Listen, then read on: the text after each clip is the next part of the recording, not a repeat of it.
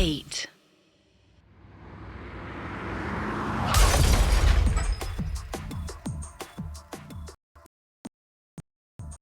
अथर ने जिस स्कॉर्पियो की ब्रेक वायर काटी थी वो सीधे एक घर को तोड़ती हुई उसके अंदर घुस गई।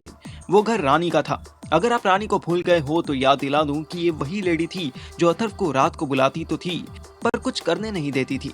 अथर जब अपनी सर्विस का 3000 चार्ज करता था तब ये उसे 4000 रुपए सिर्फ अपना अकेलापन दूर करने के लिए देती थी।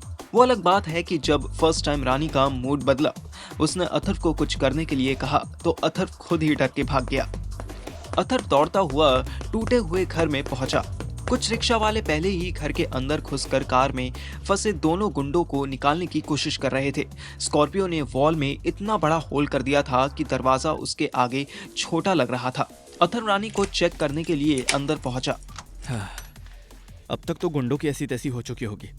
अथर हॉल में पहुंचा तो देखा सोफे के पीछे एक औरत लुढ़की पड़ी थी। औरत की बॉडी पर पर्पल कलर का गाउन था। एक्सीडेंट होने के बाद एक ब्रिक टूटकर उसके सर पे लगी थी और सर क्रैक हो गया था। हैं? ये रानी ही है या कोई और है? एनीवेज, जो भी हो, इसको हॉस्पिटल तो पहुंचाना ही पड़ेगा। अथर लेडी के पास गया और हल्के से उसका सर उठाया। उसे दोनों ग्लोब्स की हल्की सी झलक दिख गई। वो मुस्कुराया।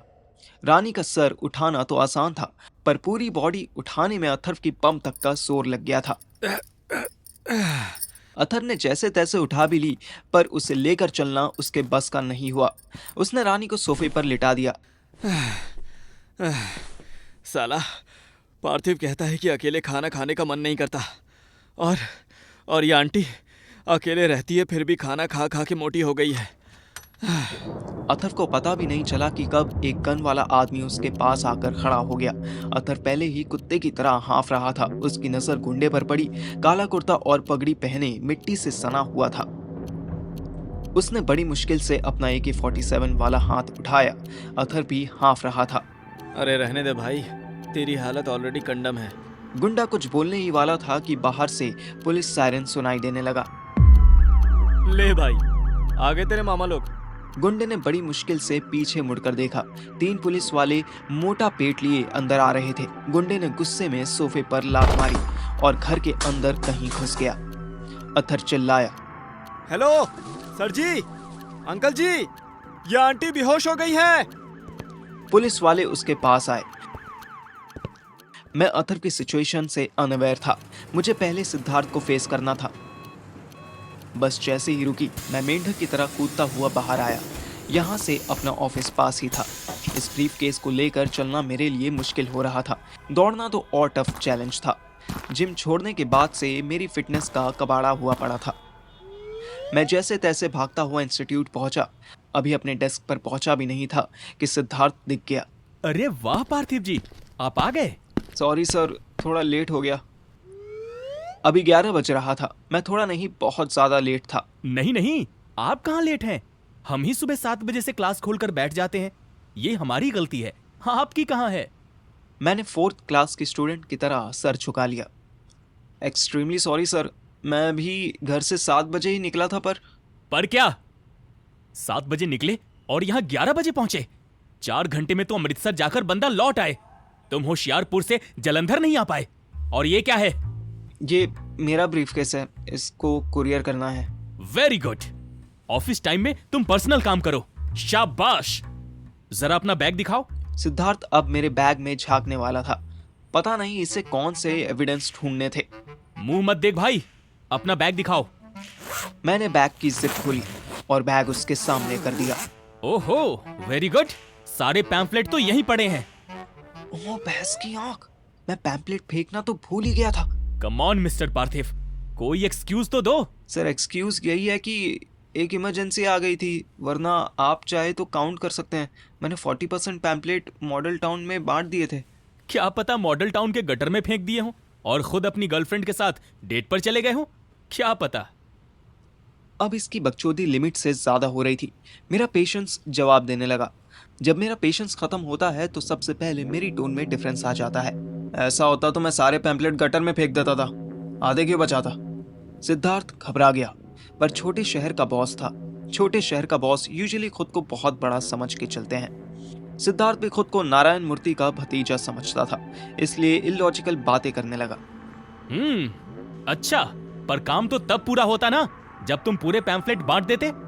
मैंने देखा कि जिस गैलरी में खड़े होकर सिद्धार्थ मेरी क्लास लगा रहा था, उसी गैलरी में कुछ सूट बूट वाले कुछ जेंटलमैन खड़े हमारी तरफ देख रहे थे। मेरी आवाज और तेज होने लगी। सर, सॉरी टू से, बट पैम्फलेट बांटना मेरा काम नहीं है। मैं यहाँ बैकएंड ऑफिस जॉब के लिए आया था, पर्चे बांटने के लिए नहीं। ये काम आप किसी चपरासी से भी करवा सकते थे। पीछे किसी के हंसने की आवाज सुनकर सिद्धार्थ का ईगो हर्ट हो गया। वो कुत्ते की तरह चिल्लाया। मैं चाहूं तो तुझी से चपरासी वाला काम करवाऊं। मैं चाहूं तो। एक मिनट, तू तड़ाक की भाषा का इस्तेमाल ना करे। आप मेरी ना सही अपनी इज्जत बनाए रखें। मेरे ऑफिस में तू मुझे सिखाएगा कि कैसे बात करनी है? बेंचो भूल गया कैसे भिखमंगों की तरह आया था काम मांगने? मेरा दिमाग फटने को हुआ। भोसड़ी के औकात में रह के बात कर। मैं तेरे पास भीख मांगने नहीं, काम मांगने आया था। और 15,000 सैलरी तू मुझे महीने की देगा, पर मैंने लास्ट 10 डेज में तेरे ऑफिस का जो काम किया है उसकी कॉस्ट 21,600 रुपये होती है। तो इसलिए मुझे धौस मत दियो कि तूने मुझ पे एहसान किया है। बेंचो, तेरी इतनी हिम्मत, तू मुझे गाली देगा? सिद्धार्थ मेरा कॉलर पकड़ने आया। मैंने रास्ते में ही उसका हाथ थामा और मोड़ दिया। आह! उसका हाथ जैसे ही ट्विस्ट हुआ, वो घूम गया और घूमते ही उसे अपना पूरा स्टाफ दिखाई देने लगा। सूट बूट वाले वो 3 जेंटलमैन स्माइल करने लगे। मैं सिद्धार्थ के कान के पास गया और बोला, बे गधे की कान जैसे मुंह वाले, मैं दिल्ली से हूँ बहनचोद। थोड़ा टाइम खराब चल रहा है इसलिए यहाँ मराने आ गया हूँ गांडू, वरना तेरे जैसे चूतिए मैनेजर से ना हम चाय बनवाते हैं बहनचोद। क्या समझा भोसड़ी वाले? बे पिछवाड़े में डाल ले अपनी नौकरी मादरचोद। मैंने उसका हाथ छोड़ा, इंस्टीट्यूट के बैग में से पैम्पलेट निकाले और उसके मुंह के सामने हवा में उड़ा दिए। सिद्धार्थ हक्का बक्का रह गया। उसके मुंह पे उसकी ऐसी बेइज्जती करके जॉब छोड़ने वाला उससे पहले कभी कोई नहीं मिला था। पूरी गैलरी में सन्नाटा हो गया। मैं वहां से जाने लगा तो सिद्धार्थ ने अपनी फ्रस्ट्रेशन निकाली। बेंचोदा भैया, सैलरी लेने दूंगा मैं तेरी बूंद में तेरी सैलरी। मैं पुष्पराज की तरह पलटा। मैंने उसे घूरा। वो 2 कदम पीछे हट गया।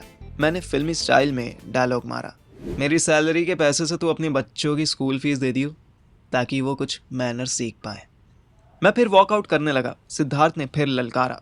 उस बेचारे का कोई भी डायलॉग बढ़िया पंचलाइन नहीं बन पा रहा था और फॉर्चुनेटली मैं इस टाइम शो स्टॉपर बना हुआ था।